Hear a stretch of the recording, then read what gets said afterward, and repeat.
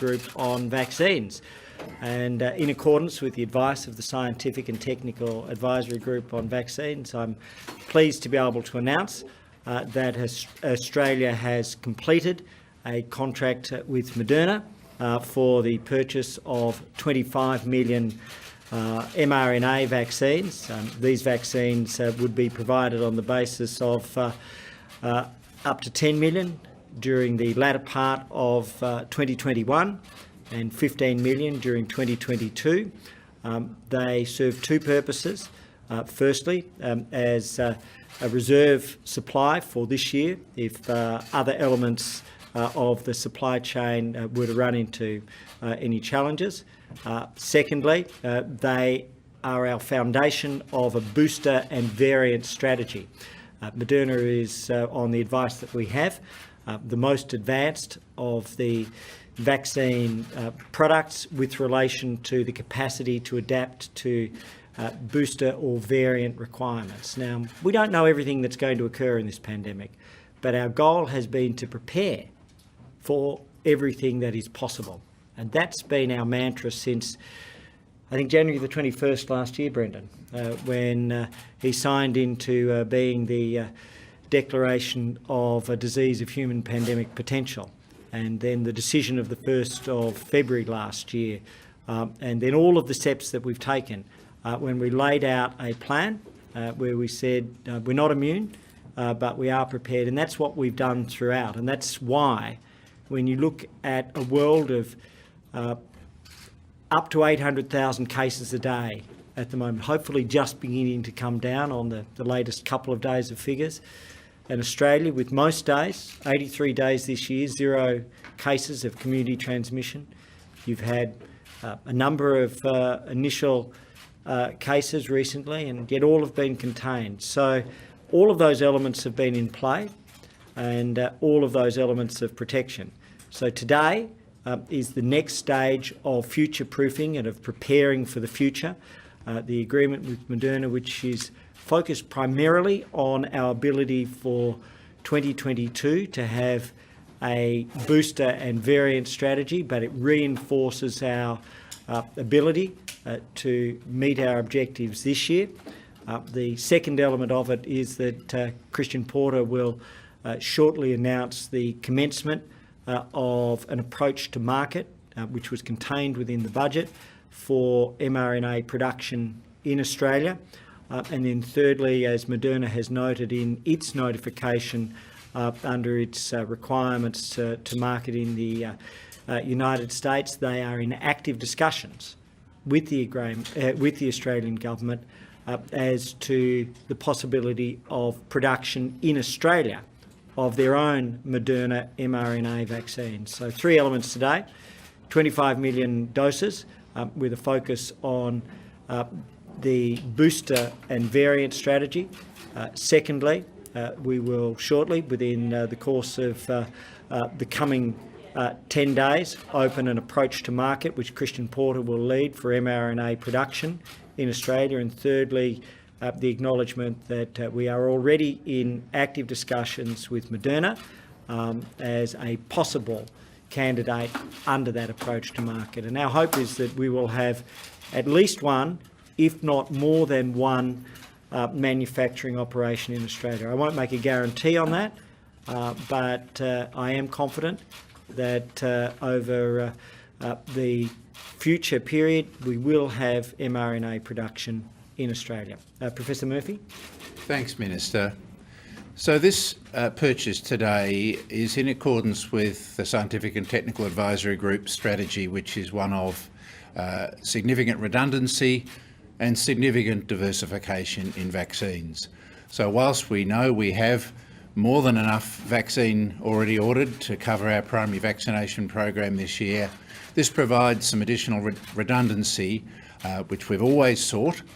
It also provides, as Minister Hunt said, the capacity now for us to develop a strategy for following years where boosters and variant cover may be required. The evidence, as you all well know, is that this virus has shown some variants over the course of the last year, And whilst we think all of the vaccines are likely to be highly effective at preventing severe disease, even with variants, even the vaccines we're rolling out now, we do need to be prepared and be in a position where if we need boosters against variants or different strains of the virus, we're in a position to have those orders in place and cover it. The Moderna vaccine, like the Pfizer vaccine, like the AstraZeneca vaccine, and like the Novavax vaccine, which we will be getting later this year, is a highly effective vaccine in clinical trials, highly effective at preventing severe disease and likely to be very effective at preventing transmission. So this is an exciting development. It doesn't change our current strategy, which is to continue to roll out the Pfizer and the AstraZeneca. These are the two vaccines that we have at the moment, and that the Australian population is doing well at taking them up, and our program is rolling out smoothly at the moment. Thank you, Minister. Happy to take questions. The Prime Minister this morning said that it was likely that these extra Moderna doses would primarily be used for the under 50 cohort. Can you confirm if it will solely be used for this age cohort? And just for you, Professor Murphy, are you able to just provide some more details about the ability of these booster shots to respond to COVID variants? Sure. Do you want to start with the boosters and Yes, then I'll deal with the rest? We don't know yet. None of these. Moderna are probably the most advanced in developing booster vaccines. What we do know is that the TGA has agreed that they won't need to do clinical trials to prove that. So if the companies can show that the new vaccines produce antibodies in a simple small trial, that they will be prepared to register them. We won't really know how effective they are in the clinical world until they're rolled out in clinical use, which is what we see with flu every year. So just in terms of the availability, as we go forward, we want to make sure that we've got enough to ensure that we have the under 50s and the over 50s each provision. AstraZeneca at the moment, clearly we have enough for the over 50s. If our Pfizer vaccine follows through with the contracted amounts of 40 million, then we'll have enough for all Australians to have access to mRNA, irrespective of the age. And we have to say, every indication is that Pfizer will meet all of its contractual obligations. They've done so in terms of volumes, timeframes, pretty much perfectly so far. And we understand their production capabilities are very strong. And then this provides an additional backup, if required, during the course of the last part of 2021, just so as we have the full understanding. We have the potential for 1 million late in Q3, another 9 million in Q4, which matches at the same time as Pfizer, and then 15 million next year. It may be that if Pfizer is covering everything, that all of this could be used for booster and variant. So we've got flexibility either as a backup for firstly the under 50s, but the potential, if we have, as is likely to be the case, enough vaccines to cover all of that, then that would be available to everybody. Rachel? So you just said that we'll have enough Pfizer to cover most of the population, and now we've got this Moderna, which you obviously want to use for boosters, but there are lots of people who are still hesitant about AstraZeneca and will potentially delay getting vaccinated so they can get one of these mRNA shots later in the year. Do you think that's a concern?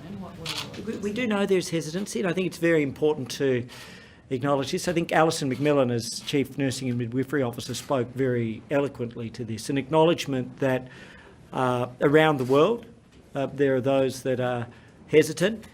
Our medical advice remains very, very clear, and I'll let Brendan speak to this. Our medical advice remains that we want to encourage as many people as possible to be vaccinated as early as possible. And we have the dual track strategy now, where the Pfizer that we have available is for those that are under 50, other than in the circumstances set out by the National Cabinet. The AstraZeneca is for those over 50, and the full over 50 program begins on Monday, but it's already had an initial start. And in particular, we want the over 70s to be vaccinated as early as possible. And Brendan, I'll let you address both the safety, but also the reason for early vaccination. Sure. So as you all know, the world is still very actively full of COVID, and we are always at risk of further outbreaks in Australia. That's inevitable given the scale of COVID around the world. Even though hotel quarantine has worked incredibly well, there will continue to be breaches, and there's always a risk of outbreaks. So for people over 50, and the older you get, the more the benefit-risk ratio is so clearly in favour of vaccination. This issue with AstraZeneca, the clot issue, is very, very rare, and most people do well, and we've picked it up early now, and we think, and our medical advice is that the risk benefit is clearly in favour of the benefit of vaccination over 50, and particularly those over 70. Now, over 70s are turning up to be vaccinated. More than about a third of them have been vaccinated already. I've had my AstraZeneca. I'm not over 70, but I've had it, and I'm lining up for my second dose in 3 weeks' time, and I'm very confident with that. So what we're saying, particularly to our older Australians, you need protection. You are the ones who are at risk of getting severe COVID. Please go out and get vaccinated. So I'll start with Josh, then work my way around and come back. Thanks, Minister. Just to follow up Rachel's question, you said that Moderna would be a reserve supply for this year. Do you actually expect any Australians to receive a Moderna shot this year? For instance, as Rachel said, maybe someone who would otherwise have received AstraZeneca. And I guess the other obvious question would be, why wasn't this announced in the budget? Did Moderna's announcement this morning sort of catch you off guard? No, these things are ready when they're ready. The final terms were agreed over the recent days. Yesterday, the government signed. Overnight, Moderna filed their market notifications. This morning, we're announcing. And so it is very much a case of, as we've done through the whole pandemic, whether it's in terms of medical advice, whether it's in terms of declarations, whether it's in terms of announcements with regards to procurement, those things have been ready, then they've been done. And we followed that orderly process here of negotiation, really with the booster strategy in mind. Secondly, the capacity for agreement. Thirdly, signature late yesterday, and then finally announcement to market, which was what was intended, to just the way the company wanted to do it, and then we provide the update and the announcement to the Australian people this morning. Now, with regards to the availability, that will be a question for the Scientific and Technical Advisory Group. What really matters to Australians, this locks in our capacity to ensure that every Australian has access to a vaccine this year.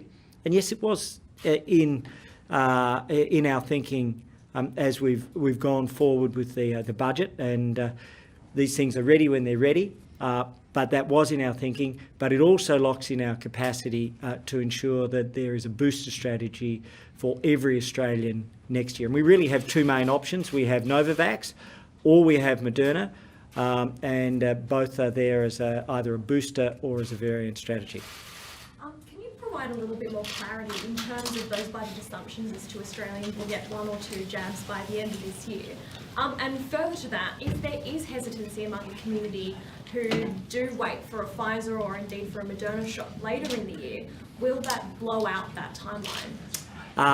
No is the answer to that question, and yes is the answer to the first. I feel it's set out very clearly the actual budget assumptions, as the Prime Minister and the Treasurer have said, based on the likely whole of population access during the course of the year. And that means that we want every Australian to be able to have that access to a vaccine shot during the course of the year. Those that would have access to mRNA in the last couple of weeks of the year, they would obviously have their second shot in the first couple of weeks of next year. But we also know that there will be individuals who decide late, and we don't want to prevent them from that, or they may come of age, or they may have been ill, or if they're in the care of family members, their family members might develop the confidence later on and provide the consent. And so what we've got is to ensure that every Australian has access to whole of population vaccine this year. And the difference is a 3-week difference for the mRNA vaccines. And in the last quarter of the year, we expect that will be overwhelmingly an mRNA-based program. And in that situation, the difference between first and dose is actually immaterial. It's the 3 weeks. And as the Prime Minister said this morning, the budget is based on numerous assumptions, whether it's from the iron ore price or to the number of people that will take up Medicare services, to the number of people that will take up childcare services. The fundamental COVID assumption is that we keep Australia COVID-free, which I think is a strong assumption. And then in terms of the vaccination, that every Australian has access to that whole of population option. Everybody who has taken the vaccine before about the 10th of December will have completed their vaccine in this year, their second dose. Anybody who has it after the 10th of December, and that may be a portion, would just be in the first few early days, which is an immaterial outcome. So hopefully that provides the response. With these booster shots, can you get a booster shot from Moderna, just to make sure this is clear, no matter what other type of vaccine that you've had? And with this strategy around boosters and variants for next year, is that what is behind the very long timeline in opening the international border, the need to be set up for boosters and variants? So I'll let Brendan deal with the medical advice, and then in terms of the borders, that is an element. That is right. We have been conservative, and so of course we can beat our estimates, but we didn't want to make an estimate which we weren't able to meet. And so that's, I think, the really important thing there. Historically, in terms of our general budgeting, it's been caution. And as you'd see, even with the iron ore price, it's a cautious expectation on the iron ore price compared with where it is now. But we wanted to make sure that we would under-promise rather than over-promise. So then in terms of what does that actually mean? The medical advice, as we learn more, will allow us to know more about the longevity of the vaccinations and the transmission effect.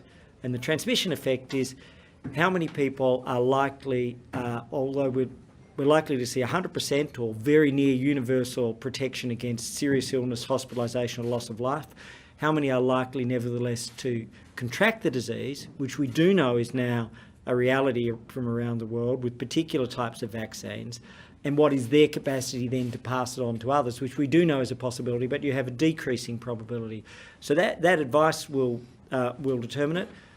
The booster strategy or the variant strategy was considered as part of the assumptions, but when we see proposals, as the PM discussed this morning, for students and others, we really welcome those. Those are great signs of increased capacity to bring people into the system in Australia. And the more people who are vaccinated, the more it protects Australia. The more people who are vaccinated, the more the option is there for individuals to leave, to come back under changed circumstances. Brendan, on the choice of vaccines? So we think there is no reason why you can't mix and match vaccines. The trial data is not out yet. There's some trials being done in the UK looking at AstraZeneca first dose and Pfizer or Moderna second dose. There's no good scientific reason why you can't boost with one and then have another vaccine later. And in fact, there may be some benefit in doing that, because you might get some, particularly for the adenovirus vaccines, you might get adenovirus antibodies that might reduce efficacy for a booster dose. So there's still emerging data in that space, but this investment is assuming that will be possible, and we have no reason to think it won't be. Minister, when did negotiations first start with Moderna? Was it sped up by the blood clotting in AstraZeneca? And then just thirdly, when you do approach the market, where is it likely that the mRNA vaccines will be produced? Is South Australia? So certainly I won't preempt an approach to market.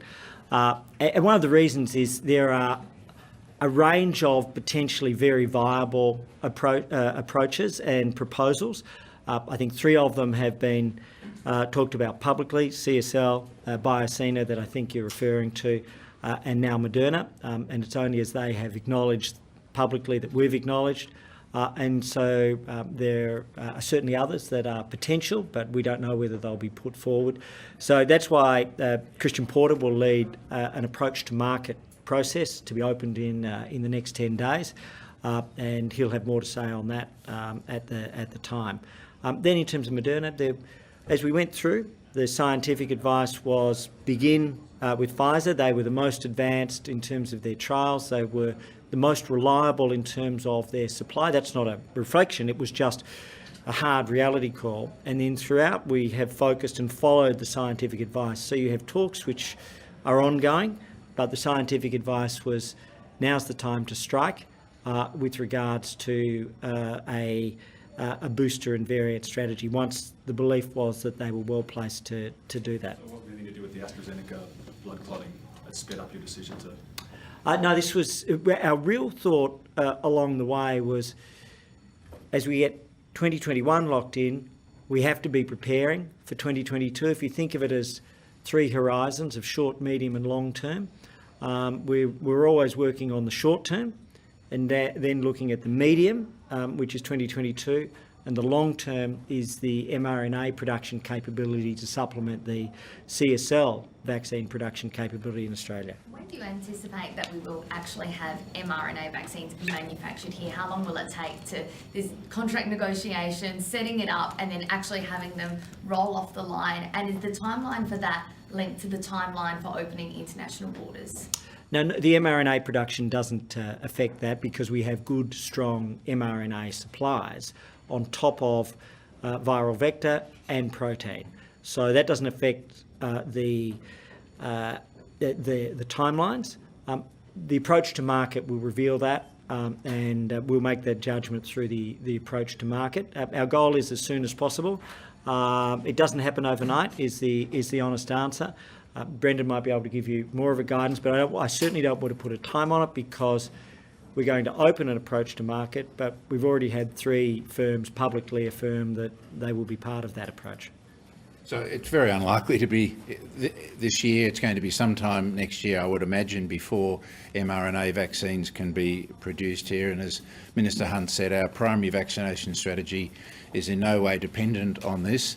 But mRNA vaccine technology is likely to be much broader than COVID vaccine. So it is something that we in Australia need to have anyway. It may be the way forward for flu vaccines and other novel vaccines in the future. So it's a technology we need to have. We are one of the small number of countries that have onshore sovereign vaccine manufacturing capability, and we want to keep ahead of the game in that space. Why isn't Queensland setting up a vaccine hub? Apparently the state government is saying they don't have enough supply. There's plenty of supply for all states. These are choices for states, and some states have scaled back their ordering, and if they wish to renew their ordering, we would be very, very happy to do that. We're in a strong situation with regards to supply now. So, but we respect that there are differing approaches. The GPs, the GPRCs, or the respiratory clinics are doing a great job. Queensland itself has done over 150,000 vaccinations on my recall, and so all of the states and territories are doing a great job, and we're respecting how they're doing it on the ground. Just following up on Rachel's question regarding people, some people probably waiting for the Moderna or the Pfizer vaccine. Are you expecting any wastage of AstraZeneca? Have you given any direction to CSL in terms of, are we still going to have 50 million doses produced? Where are we at with that? What's going on with that vaccine in terms of what we've prepared for there? So we'll meet our needs, and if there are surplus requirements, then we have talked about that gives us the capacity to share on a humanitarian basis with our friends and neighbours in the region. So we'll meet our Australian needs first, but we are in a strong position that there is the capacity, which we'll assess. We're continuing on with the production because we think if a country can be producing vaccines, the world needs those vaccines if we have more than we need. So we'll still produce 50 million AstraZeneca domestically? Correct. And then Claire. There are reports of vaccine oversupplies appearing in the United States. Is there any prospect we'll see more Pfizer doses arriving in Australia earlier than planned? And how concerned are you around the reports out of Novavax this week that they're suffering manufacturing issues? Are we still expecting to see any Novavax this year, for example? So the Novavax hasn't changed our expectations. As you'd note, we had very conservative expectations on the arrival. So the advice I have is that there's no change to our expectation, and our advice is that we will receive Novavax this year. But we're always planning for contingencies. And it's one of the things is, every day this pandemic throws up challenges. Our challenges have been significant, but less than the rest of the world. And I think that is the important perspective. So we've prepared. This does provide us a contingency in case. Novavax is a contingency in case something were to happen with Pfizer or Moderna. And so we have a multi-layered strategy. Now, there's one other question. Pfizer or other suppliers in the US? Oh, okay. So we have had this discussion with Pfizer. Our vaccine in Q3 increases significantly. We're expecting a doubling in Q3, approximately double what we'll have in June. We're likely to see during that third quarter. That has already taken into account what was an anticipated general completion of the US program. So that was part of the element. We're always looking to see if we can bring things forward, but I'd rather not make a false promise on that. We have a large volume in Q4, which means that we will have, as I said on Monday with Commodore Young, an all-hands-on-deck approach, to paraphrase him, paraphrasing naval terminology. Claire. Minister, there are a number of studies at the moment going on into effectively mixing and matching types of vaccine doses, either having two of one kind, one of another as a booster, or one of one kind and then the second shot being different. As those results come in, if they show that it isn't effective to have Moderna after Pfizer, or that it's more effective to keep on the same type of vaccine, is there enough flexibility in our supply to respond to those studies? And maybe, Professor Murphy, how closely are you looking at those studies? I think we'll start with Brendan. So the answer is absolutely yes. We'll be looking at those studies when they come out, and we have sufficient redundancy of supply to adjust our strategy according to what those data show. Briefly, Minister, do you expect that the mRNA manufacturing capability would be government-owned or private sector-owned and government contracted? So certainly we would prefer private sector owned and operated. That's an important way to do it. One of the things that Brendan did is he helped lead the negotiations with CSL for long-term contracting for our flu, pandemic flu, and in particular our anti-venom and Q fever procurement over the course of more than a decade. That investment then allowed CSL to make the commitment to move from egg-based to cell-based vaccine manufacturing in Australia. What they have now said is, given that the world has jumped possibly a decade, but certainly a number of years in 1 year because of the requirements of coronavirus and the pandemic, they're now considering whether or not that is a cell-based, a mRNA-based, or a cell and mRNA-based plant. So just that approach of we contract and they deliver is probably the best. I will take one more, Josh. You've been asked about Moderna for a long time. We've been asking questions about Moderna for a while, and reportedly one of the sticking points was a no-fault compensation scheme. Could you, I guess, comment on that? Were you able to sort of, number one, was that a consideration? Have we been able to get over that consideration? Are we offering Moderna this sort of facility? There are no barriers to signing with Moderna. They've accepted our terms, and so we're very happy with that, and we've obviously negotiated with them. All of the vaccine contracts, as I've said previously, include a waiver, but we haven't changed our broader position in relation to legislated environments. So no fault compensation scheme? We're not about to change that. We continue to make sure that each contract protects Australians, but it's done in a way which recognises the needs of individual companies. And let's put it this way, we're very happy with the outcome of the contract, firstly in terms of the negotiated processes, but much more importantly, it gives us that mid-term 2022 booster and variant strategy and the safety and security that backs up everything that's in the budget for this year. Thank you very much and take care.